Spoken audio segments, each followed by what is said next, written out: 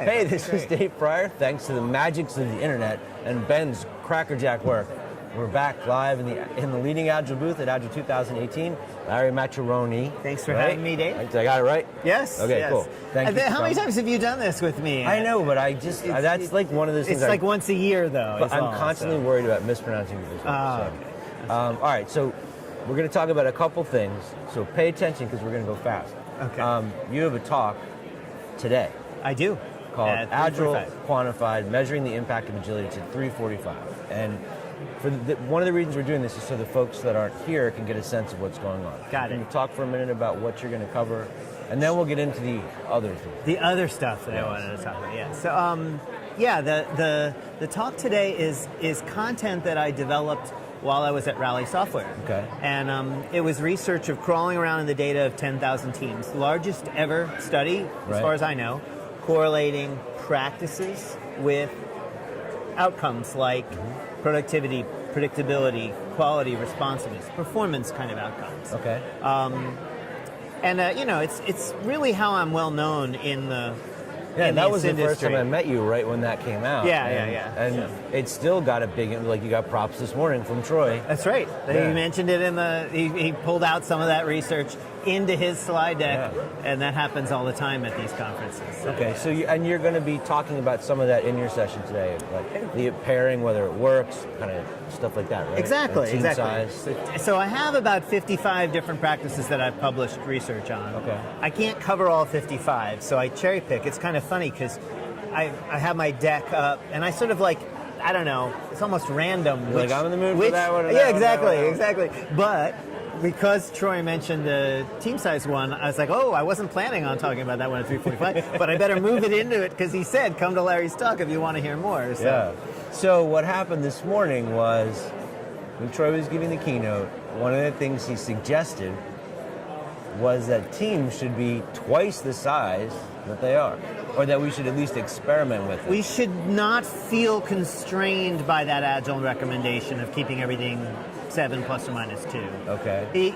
My research shows that range does give you a nicely balanced performance. Okay. But that slightly larger than that, 9 to 15, is really only a very small reduction in overall performance, and in many contexts, it's actually a better performing. Okay. And if your economic drivers are more quality-oriented, larger teams and longer sprint lengths, by the way, tend to lead to better quality products. So if you're building medical devices or every time controls, I talk to one of you data people today, you're all saying things I don't want any of my students to hear. Longer sprints, bigger teams. But what about stuff like when I've tried to research where that came from? I found things like the rope pulling studies where it shows that every time you add another person, everyone else is less committed. Well, think about it this way, though. Okay. And Troy set it up nicely this morning. So it's all about cost of coordination, right? Okay. So the cost of coordination is exponentially proportional to the number of things you're coordinating between, right? And on a team, it's people that you're coordinating between. But you also have to consider the inter-team coordination cost. And so that was Troy's primary reason for considering larger teams. And my research didn't sort of ferret that reason out as the only driver. Okay. But anecdotally, I've recognized that as a big driver were larger teams. So if you can't be fully cross-functional, if you can't get rid of the dependencies, under 9 people, if you can't get rid of the dependencies, then it's a lot more expensive to coordinate across teams than it is to coordinate with just a few more people on your team. And so it's really a balancing. Everything's about trade-offs. There's no best practices, only good practices and context. It's all about trade-offs and be very context sensitive. And Troy wasn't recommending you have larger teams. Troy was recommending, as you correctly worded it, that you consider it if it makes sense in your context. Okay. Yeah. Now the thing that you're focused on right now is not wholly the metrics. You have a new interest and I don't know what it is at all. So DevSecOps. So I'm still trying to understand DevOps, and you're adding another word in the middle. So I'm considered. In this community, I'm considered an Agile metrics expert. Right. People quote my stuff in their talks. Before that, I was considered a cybersecurity expert. At Carnegie Mellon, I launched the Build Security initiative. I was the $1 million fellow grant for Los Alamos National Labs for Wow. cybersecurity, and a number of other sort of background that sort of qualified me well in that Okay. space. And then before that, I was a startup guru. I did multiple startups. I had, lots of success with all of that. So it sounds like this is all over the map, and there's no underlying theme here. But to me, the underlying theme is essentially developer behavior. They all related to developer behavior. Every one of those things that I mentioned. I'm really good at figuring out how to get developers to do it differently than they were doing it before. That's my superpower. That's my common thread. Now, data is a great way to do that, so I always use data to a certain degree, and that's how I got sort of specialized into data in the Agile world. But my underlying theme is really more about behavior change as tailored to developers. So the security world has a huge problem today. DevOps is making a really bad problem for security people much, much, much worse, because security folks at large organizations like Comcast, where I'm now full-time, security folks tend to think gate to production. I'm going to check this or run this pen test or run this gate to production. But if you have a specialist group, security specialist group doing that work, and then you're shipping to production multiple times a day, like DevOps teams are. Right. So agility led to That's DevOps. gonna jack everything up. Right, then there's no way they can keep up. Total bottleneck. They have to totally change their mindset. And they have to engage the development teams so that the development teams adopt a lot of these practices that used to be done after the fact, throw it over the wall. They're now done in the process by development teams. And so the marketing term for that concept is DevSecOps. Can you first explain why, if I am doing the security testing, why we can't just automate the whole thing and test it like everything else? Like, because folks watching may not. Well, so testing isn't the only way to achieve agility, right? Right. There were dramatic changes. As a matter of fact, I think of today's security specialists are in the same sort of career position that QA engineers were about a decade ago when the Agile movement started. DevSecOps movement is going to be bigger than the Agile movement, in my opinion. And it's going to have as much of a disruption on the behavior of those and the career trajectories of those people as it had on the career trajectory of QA people. How so? But QA is only one practice in software development. It's only one practice. And the same thing is true with security. It's not just about testing. There are other practices that lead to higher quality, that lead to lowering WIP, for example, has a huge impact on quality. Right. Security is an attribute of quality. If you produce products, software products that are free of defects, they are generally also free of vulnerabilities.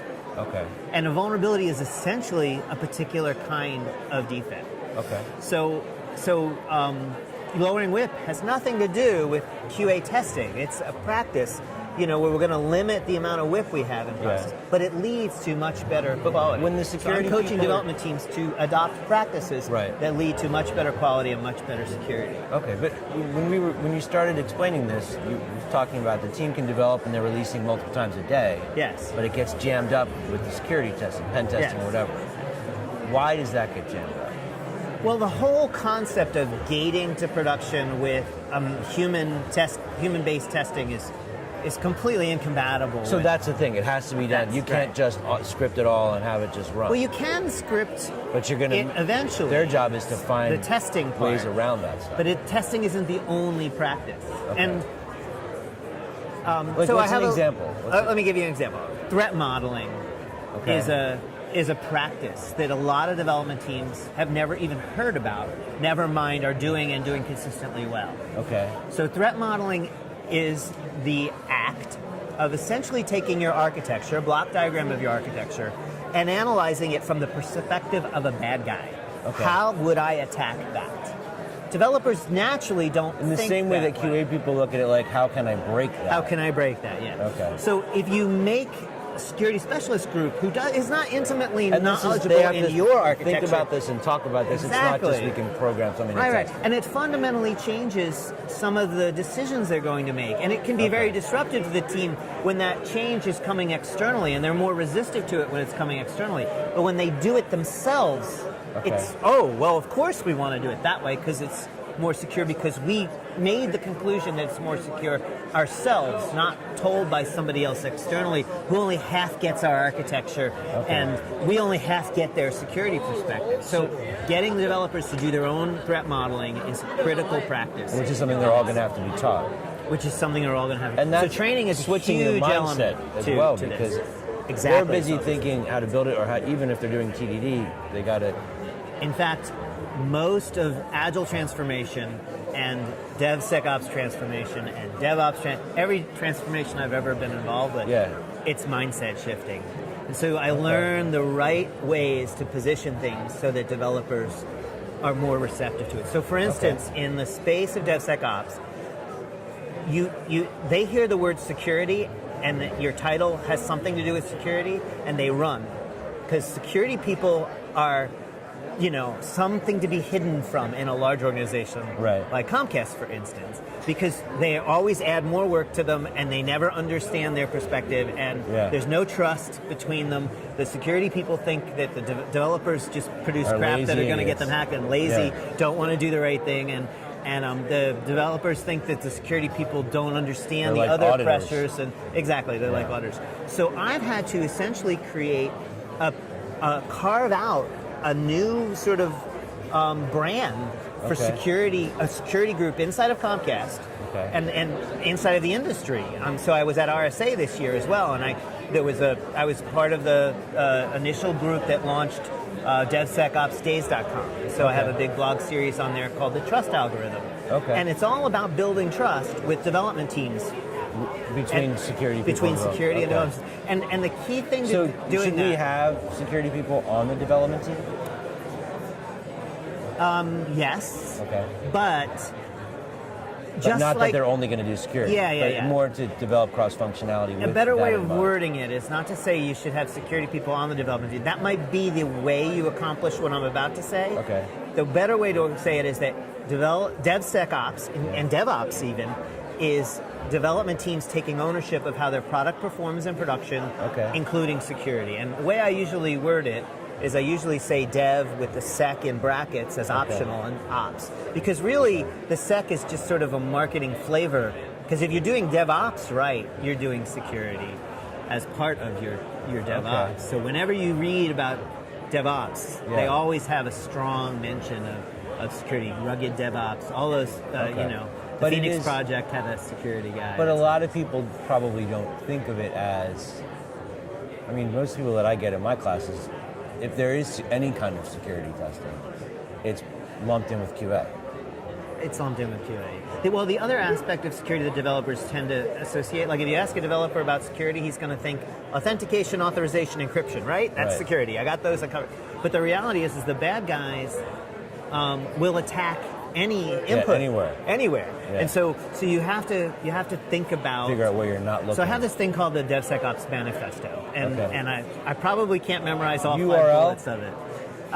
If you Google Maccherone, my last name, and DevSecOps Manifesto, you'll get it. There's actually a competitive one out there that's from somebody else, but I think if you just Google DevSecOps Manifesto, I'm either number 1 or number 2 on the Google search. But the very first one is build security in rather than bolt it on. And then one of the other ones that's related to this is focus on building features securely, not just security features like encryption, authorization, authentication. And so this has been a key to getting developers to adopt this, is I have this list of 5 principles that resonate with them. And if you notice, that was worded just like the Agile Manifesto, or something more than something else. Doesn't mean the thing before the more than is not valuable. It just means that we're trying to focus on the thing after the more than. I also have this other tool that I use called the Pledge, and I get the security organization at Comcast so far, and I'm now speaking to a couple other large organizations. about adopting this whole framework. Okay. Call it the Matrix framework. I've got a book coming out about it. I've got a product You've been coming very out about busy. it. I have. The last 2 years I've been outside of the Agile space. I've been in this DevSecOps space. Okay. So it's been a 2-year process at this point. It hasn't been overnight. Yeah. But the pledge is the other key tool. The pledge basically says, and I get the whole security group to sign off on the pledge. Okay. We trust you. We trust that you, development teams Okay. want to do the right thing. We trust that you have other things you have to trade security off with, and that's okay. It's very hard to get security people to agree to this. They go like, well, I was okay at number one because it sounds like buzzword kind of kumbaya, and I can ignore that stuff. But the second one, you're actually causing us to make a real serious commitment here, and I'm not sure I can sign up for that. So it takes me a little bit of convincing to get these folks to sign up for that. And that all you need is good information to make smart trade-offs. So my role becomes making the trade-offs be smarter, but also in changing the balance of those trade-offs by making it easier for you to do the right thing. So I make it easier for you to learn about what the right thing is, why it's important. And make an informed choice. And make a much more informed choice. But it is still the development team's choice. I don't take that away from them. And that has a couple of really powerful effects. A, it causes them to think about it a little more. When you take a policy enforcement approach, that's the fifth bullet in the DevSecOps manifesto, by the way, is culture change over policy enforcement. When you take a policy enforcement approach, you essentially take away the agency of the development team. So they're like, oh, you gave me a list of things I have to do. I'm going to check those off minimally and just sort of satisfy what you're asking me to do, because it's not important to me, it's only important to you. But by taking this alternative approach, you get them to internalize it, and you get fundamentally different decisions that way. So imagine a developer gets pulled in on Saturday because there's a security issue. Before DevSecOps, they weren't being pulled in on Saturdays. The security people were dealing with the security incident. They go into their team on Monday, plan a sprint planning session. They say, hey, if we just had this one extra thing in the log and this one extra lever in the product that could have carved out the bad behavior and left the good behavior running, I could have been in and out of there on Saturday in 5 minutes. Let's plan those two things for this sprint, please, team. Someone else on the team says, you know what? Ops and security have been asking for those two features for 2 years, and we've been deprioritizing them. Wow. So by making them, feel the pain of the security responsibility and really internalizing it, they care about it more. They care about it. Build the environment better. And are much more likely to make decisions that will enable it by internalizing it, by taking ownership of it. It's much more effective. Do you think that I'm kind of side thing here? With the developers, if they're coming out of a traditional background, and now we're telling them you self-organize, you decide how much you can do, you decide how you want to solve a problem. I know you're saying you decide how secure you want it to be. Do you think that there will be a point where some developers will just be like, you know what? No, I don't want all this choice, I don't want all this freedom, I don't want all this agency. Just put me back in the cave and tell me what to do. Tell me what to do. So, I have two responses to you. You're asking them to rise up and engage at a level they couldn't and didn't have to worry about before. I have two responses for you. Okay. The first one is sort of the kumbaya-ish one, and the second one is sort of the stick. The first one is sort of the carrot, and the second one is sort of the stick. Let me get to both of those. The carrot is that, I make it easy for you to know what the right thing is to do. So I have the Matrix. The Matrix framework is essentially a list of practices organized into disciplines where the best bang for the buck is at the top. And the practices across the row at the left to right, the most important ones are on the left. So the upper left corner is where you start. And I basically give you a self-assessment that you can look at and say, am I doing these things? And I usually facilitate them so that people understand what it's saying, walk them through it. So it's a little bit of training of what these practices are. And I only put the things at the top if it's really easy for them to do. And sometimes we have to do some work. The security organization has to do some work in order to make it really easy for them to do the right thing. So before you had to jump through 5 hoops to do X. Now all you have to do is point it at your repo. You just have to log in and enter your repo destination in this one field, and it'll run the scan for you, and it'll give you the results. That's the sort of ease that we sort of do that. So they can see where they stand. Yeah. And then at the end of that facilitated session, I ask them, pick one, maybe 2 or 3 cells that you want to try to turn green, so that it's color coded, where it's white if they aren't doing it, and it's a different shades of green, if they are, and the bright green is they're doing it really well. Okay. And so a lot of teams, the bleeding edge sort of teams, and then the early adopters. Right. That's all you need. Is you need to give them this framework, and you take a pull approach of come to my seminar, and at the end of the seminar, I'll schedule a 90-minute time to sit down with your team, and we'll walk through this, and we'll get you on the path of improvement. Okay. That's only the adoption curve, right? It starts with bleeding edge people, and then it goes to early adopters, then it goes to the early majority, and then the late majority is across the chasm, and then the laggards are the last little group. Right. To get to the early majority, and to the late, especially to get to the late majority, you need a different approach, and you need the stick. So what I do is I start in the organization like Comcast with this grassroots pull sort of model, and you get to a certain point where you can show, okay, in this part of the organization, we've got this adoption, this percentage of adoption of these 5 key practices. I want you, executive, to set a goal for your division to get to 100% on these 5 practices in the next quarter or whatever. So we engage the executives. So it's really a 3-part framework for behavior change, and I've been using this my whole career. Option. First of all, you have the principles we talked about, the DevSecOps Manifesto, the pledge. Then you focus on the team. You make it easy for them to know what the right thing is to do and how to do it, and you make it easy for them to do it.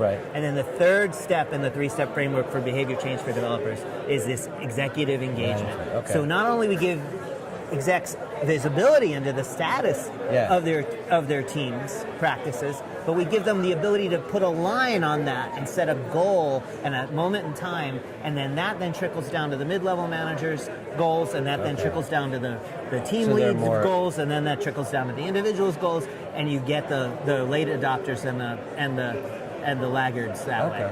The late majority and the laggards that way. So how long have you been working on putting this stuff together? Well, it's hard to say, because when I was at Carnegie Mellon, I was actually funded mostly by NSA and DHS. So you could go back you've been working almost on it 20 years for that work. So that established me with a background and credibility in the security space, software security space. But then I left that world when I went to work for Rally. And I still did some consulting work in that space. I was still on an IARPA advisory board for many years, and the fellowship with Los Alamos National Labs went on into my Rally days. But I left that world for the most part. It wasn't until 2 years ago that someone who I used to work at Carnegie Mellon became the Chief Information Security Officer at Comcast. And she basically said to me, Newper Davis, she basically said, Larry, I want you to join my team here at Comcast. That's cool. The stuff we were doing a decade or so ago at Carnegie Mellon, it's the same sort of stuff I want to see happen here. Wow. DevOps is a new opportunity for that. Let's go ahead and do it. And so now you're able to bring the 2 worlds together. Able to bring the 2 very worlds cool. together. It is really cool. Awesome. I really appreciate you coming by. Thank you for having me. So if they want to learn about DevSecOps, where should they go? So right now, most of my publications are on DevSecOpsDays.com. I have launched a website for Matrix. The product is not even out in alpha form yet. The book is not published yet. Do you have an ETA for either one? Yeah, RSA of next year. So I sort of started on it at RSA this year, and my goal is to have both of those launched by What is RSA? You should tell me first. RSA is sort of one of the 2 big security conferences in the security space. So we get 3,000 people to come here. They get 20,000 people to come to RSA. Literally, I'm not kidding. It's huge. It takes over all of downtown San Francisco, essentially. Wow. So when does it happen? June. So late next spring. Late next spring. Cool. June, July, maybe July. They want to track you. They can follow you on Twitter. Follow me on Twitter, which is L Maccherone. Correct. I'm still worried about saying it wrong. Or they can look you up on LinkedIn, and I did not save that URL, but we have it in the show notes, so you can see it there. Great. Thanks for coming by. It was Thanks great for having catching me. up. It's good to see you again. Yeah, you too. Yeah. Keep watching. We're going to be doing interviews all week long. Thanks.